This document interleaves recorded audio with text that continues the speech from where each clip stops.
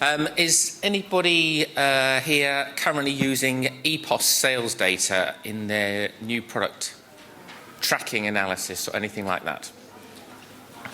One? Only one? Hopefully some of you will do in the future, because that's what I'm going to be talking about. So I've worked at IRI for many years. We take EPOS sales data from all of the major grocers across the country in Great Britain, and we have many clients tracking their new products on this service. Excuse my voice, I'm afraid. I've woken up with a little bit of a sore throat this morning, so I'll do my best. With this data, they can see the market trends, they can see what their new brand is doing, and I just wanted to show you a little trick that might be useful in terms of getting the best out of that particular data. The study that I've recently performed is across 3,000 odd different products, and just to introduce us to that, here are the kind of primary questions that you might want to answer when you've launched your new product into the market. So number one is, where can you buy it? How many shops is it in? We call that distribution. How many people are buying it? You'd get that from a consumer panel as opposed to an EPOS sales-based service such as ours. Will it make its sales target? Trying to forecast where your product's going to go after maybe 2 or 3 months of it being on the market is critical in many cases to try and keep it out there and keep the stores interested in it. And then, of course, what price are people paying for it? Most new products are launched at a very specific price. Helps with the image that they have in the marketplace. Obviously, it helps to gain their sales over time. And is that being achieved? Is it right? So the primary statistics that you're looking at when you're getting your new product launch numbers is, what is its store distribution? What is its consumer trial and repeat levels? What prices are being paid for the product and how is it being promoted? That then turns into, what is its sales and what is its share? And then another key measure here, rate of sale per store. They are all massively important, but for me, only one of them really works as a measure of success. And when I'm doing these studies on new products, people continuously ask me, how can you spot success early in a new product? And how many new products achieve any degree of success in the marketplace? And it happens to be quite a relatively low number in my view. When we're looking at distribution, you've got 3 different ways of looking at distribution. So you can have what we call numeric distribution, category weighted distribution, ACV weighted distribution, which is all commodity value, or when I started doing this job 40 years ago, it used to be called ACV volume, all commodity volume. Goodness knows why. It's always been based on money, but there you go. So if you were something like an impulse product, a soft drink, confectionery, key thing for you is to be in as many stores as you can possibly get into. So when you're measuring distribution, you're measuring it in terms of numbers of actual stores, regardless of how big or small they happen to be. It's occasions that people could possibly buy your product and pick it up, which are important. So you'd be on the top measure, the numeric one. The next one, category weighted, is probably the most popular at the moment. And as I've written there, it's where you would look at a situation where not all stores are necessarily selling the category. So it could be a health product, a personal care product, or even a food product if you were including people like Boots and Superdrug in your universe. And I'll show you how you calculate that in a minute. And then you've got the ACV one at the bottom. That's not used so much these days. It used to be used a lot years ago, but it's good in a situation if you were launching something like batteries into a market where very few stores stock batteries. You'll get the hang of this in a minute with my little example here. So, calculating distribution in a category weighted sense. So imagine you've got 3 stores. The top one represents 50% of coffee sales in the market. The middle one represents 30% of coffee sales. The last one represents 20% of market sales. And that is the entire market that you're going into. Each of these products that you can see listed there, they're all coffees. They're each in 2 stores, but they're all in different size stores. So it's the simplest calculation in the world. The top one is in a store that represents 30% and 20%, so 50% in total. The next one is in a store that represents 50 and 20, so 70. And the next one is in one that represents 50 and 30, so that's 80.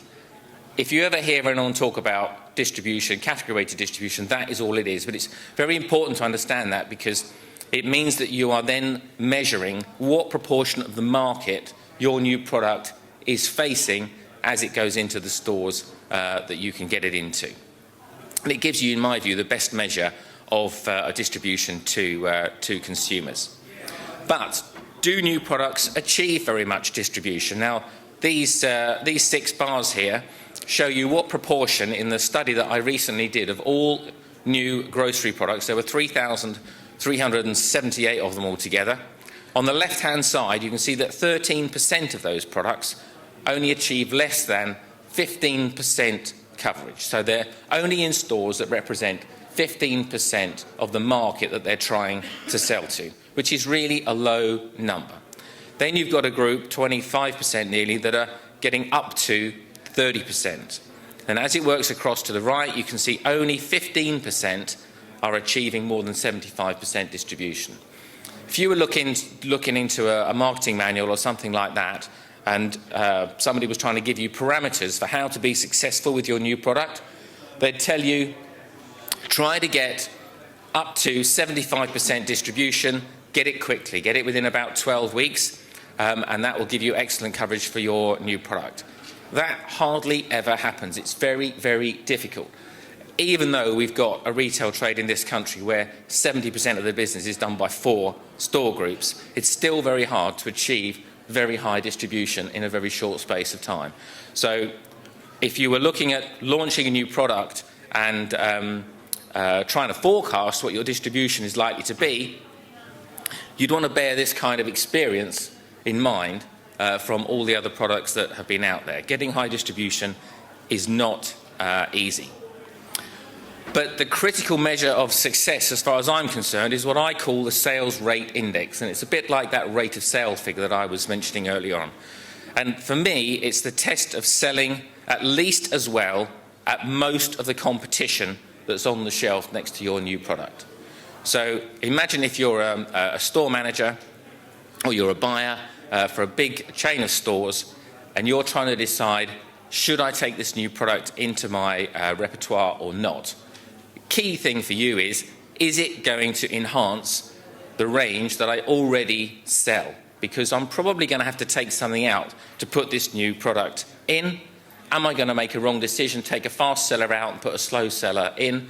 Really, you want the new product to be selling better than at least half of what you've got already, so that it actually grows your market for you in your store. So that's the premise that I come to with this.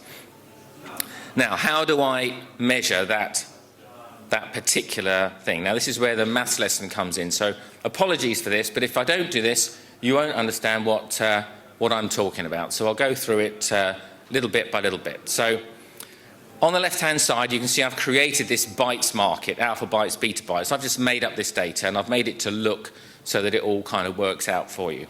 And I've added them all up at the bottom to the total sector. So the first column is straightforward sales data.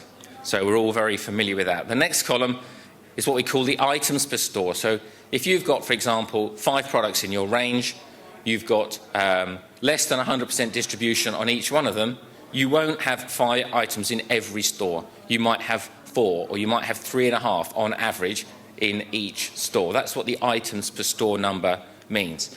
And the first calculation I do is to take the sales and divide it by the items per store, and it gives you sales per item. So 2,000 divided by 2.8, 714 pounds per item.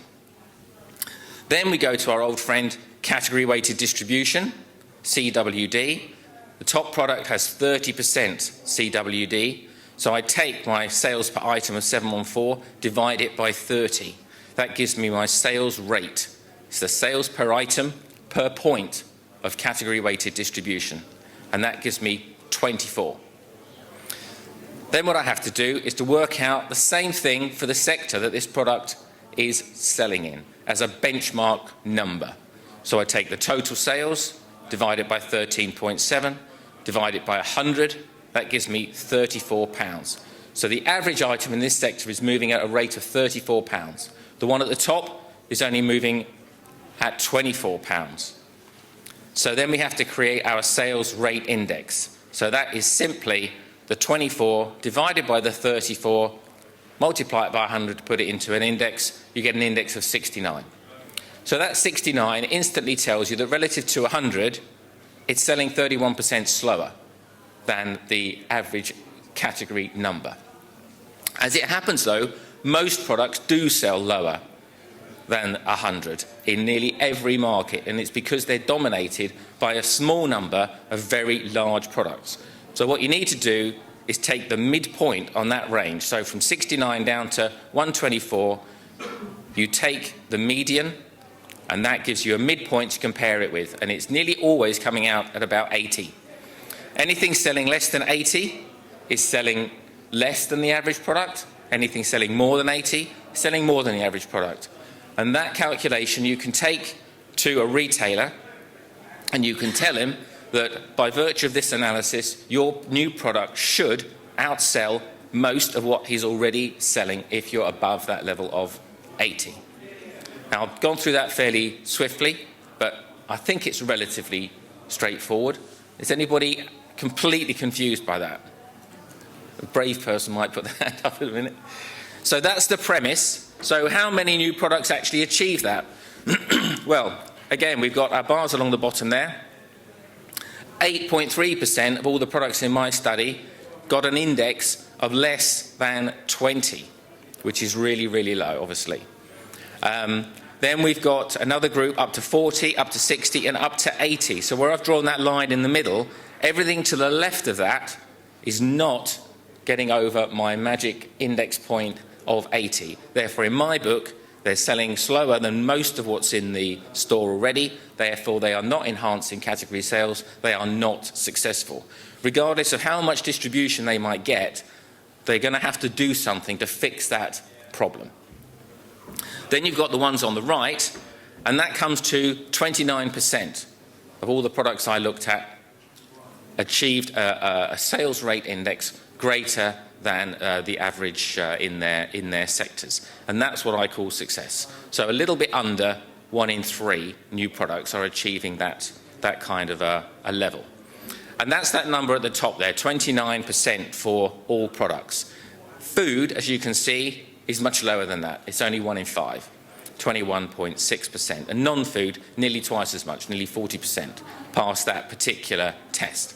Now, that's always come out like that. Every time I've done these studies over the years, it always comes out that non-food products get a higher rate of success than food products. I think that's because there is an element of risk involved in buying a new food product, because you're quite often buying it not just for yourself, but for other people as well. Whereas a lot of non-food products, you might use them on the floor, you use them in the toilet, you might spray them in the air, you might buy a new toothpaste for yourself or deodorant for yourself. It's much less risk involved from a personal basis buying a new non-food product. Plus the fact non-food products have always got something new and technological to talk about. Some new chemical, some new process, something that you don't understand when the advert comes out, but you think, well, it must be good because they're making a big fuss about this. So there's a lot more to talk about. Food is much harder, and classically only 1 in 5 new products pass that test. Now, what's special about this is that going back to distribution, which of course a new product has to have distribution and maintain its distribution in the market in order to succeed in the long term at all, that top line, the red line on there, is everything where the sales rate was well above that average that I was talking about before, that 80 average. It's actually everything that's at an index of 120 or more. The line at the bottom is everything that's at an index of less than 40. Now, that graph shows distribution. And you can see very clearly from that the successful products, the ones that have a high sales rate index, grow their distribution faster, they maintain their distribution, and they keep it growing after even a year and a half or more. That graph along the bottom shows you nearly 2.5 years data. The dotted yellow and red line at the bottom, those are the products that are not selling well. They're not performing in the marketplace. They start to lose their distribution after 9 months in the market. So having that high index and selling well against your competition is a critical thing to maintain your position and your distribution within the market. And it's something you can test for very, very early on. Now, this is my entry for the most complex chart in the session that you're likely to see today. 3,378 dots on that chart, one for every new product in my study. Along the bottom, sales rate index. So the more to the right you are, the more successful you are. The higher up the chart you are, the more distribution you've got. Lots of new products down in this bottom corner. They're selling badly, they're not well distributed. 18% of all the products, they only account for 5% of all the sales. As we move across, we're in the low distribution group. But on the right there, 6% of all products, accounting for 6% of sales, are selling fantastically well relative to their competition, but look at their distribution. It's really, really low. All those products should be taking this kind of a sales story to the retailers to move all those dots up above that line, and they would double or triple their sales in the process. And that's a promise. If you increase your distribution by 25%, your sales go up by 25%. That is the way it always works. If you're looking at category-weighted distribution based on where the category is sold, the importance of those stores to that category, increase that level by 25%, your sales will, I promise you, go up by 25%. Up the top here, we've got the products with a higher level of distribution, and then we've got this group at the top, best distribution, best sellers. They're only 6% of products. They account for 1/5 of all the sales. And that little box at the top is only 14 products. They account for 2% of the whole sales. That's 14 out of 3,378. So it just shows how few are actually getting it really, really right. Some do. They're not the biggest products in the market. They are the most successful relative to their competition, which for me is the critical thing. You can launch a lousy product in a huge market and get £20 million, but it won't last, because it'll go down that line I just show you. You could launch a small product with relatively low sales in a small market and be highly successful. So there's an awful lot going on in the market at the moment. We've got massive pressure on the big retailers from discounters. We've got pricing wars. We've got the consumers changing because they're not wasting so much. They're much more savvy. They're looking for promotions, aging population, all these massive pressures. And what's happening at the moment is that the big five retailers are reacting to the fact that they can't hold on to as much share as they did have in the market, is that they're cutting their range. And they've cut their range by 9% since January 2015. That's approaching 2,000 products less in an average-sized supermarket. That is making life for new products much more difficult. We've got 13% less products coming into the market. Distribution in the top right-hand corner. I've shown you how critical it is to get high distribution, but relative to 5 years ago, new products are achieving 5% less distribution, 5 points of distribution less than they used to. And I think that's because buyers in stores are looking at the necessity for them to reduce their range, so they're not likely to take on quite so many new ones. And that means that the overall contribution of branded new products to grocery has gone down in 5 years from 3.4 to 2.1, which is not good news, because they keep the market going, they bring additional value because they're normally premium priced. And so this really needs to be changed, if at all possible, to keep the market healthy and strong. So that is my message. Thank you very much.